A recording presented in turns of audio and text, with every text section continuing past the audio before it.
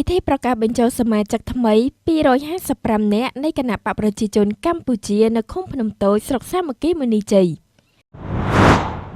ថ្ងៃទី16ខែសីហាឆ្នាំ2026ឯកឧត្តមបណ្ឌិតឈៀមច័ន្ទសុភ័ណ្ឌសមាជិកគណៈកម្មាធិការកណ្ដាលនិងជាប្រធានគណៈកម្មាធិការគណៈបកប្រជាជនកម្ពុជាខេត្តកំពង់ស្ពឺរួមជាមួយឯកឧត្តមបណ្ឌិតអុកកោសាសមាជិកគណៈកម្មាធិការកណ្ដាលនិងជាប្រធានក្រុមការងាររដ្ឋាភិបាលចុះជួយស្រុកសាមគ្គីមុនីជ័យអញ្ជើញជាអធិបតីភាពក្នុងពិធីប្រកាសបញ្ចូលសមាជិកគណៈបកប្រជាជនកម្ពុជាថ្មីចំនួន255នាក់ស្រី117នាក់ស្ថិតនៅឃុំភ្នំតូចស្រុកសាមគ្គីមុនីជ័យខេត្តកំពង់ស្ពឺពិធីនេះក៏មានការអញ្ជើញចូលរួមពីសំណាក់ឯកឧត្តមលោកជំទាវលោកស្រីជាក្រុមការងារចុះជួយស្រុកឃុំអាជ្ញាធរដែនដីគ្រប់លំដាប់ឋានៈនិងសមាជិកគណៈបកយ៉ាងច្រើនកកក្នុងឱកាសនោះឯកឧត្តមបណ្ឌិតអុកកោសាបានសម្ដែងនូវការស្វាគមន៍យ៉ាងកក់ក្ដៅចំពោះសមាជិកថ្មីទាំង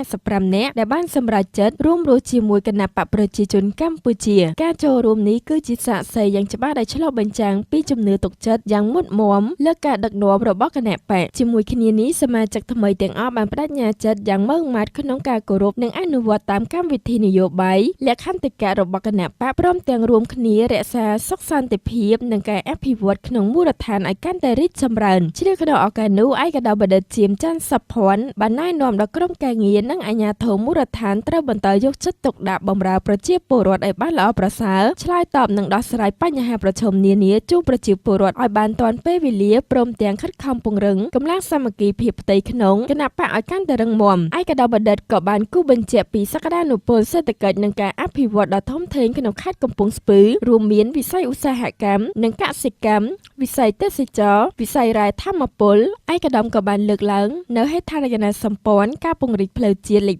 4ចាប់ពីចំណុចភូមិរលាងសង្កែរហូតដល់រង្វង់មូលតារីទឹកត្នោតនិងការរៀបចំសួនច្បារតេជោសន្តិភាពដើម្បីលើកកម្ពស់មុខមាត់ខេត្តជាទីបញ្ចប់ឯកឧត្តមបណ្ឌិតបានលើកទឹកចិត្តដល់បងប្អូនសមាជិកគណៈបកទាំងអស់ឲ្យបន្តខិតខំប្រឹងប្រែងអភិវឌ្ឍសមត្ថភាពនិងមុខរបរដើម្បីលើកស្ទួយជីវភាពគ្រួសារឲ្យកាន់តែធូរធារនិងប្រសើរឡើងបន្ថែមទៀត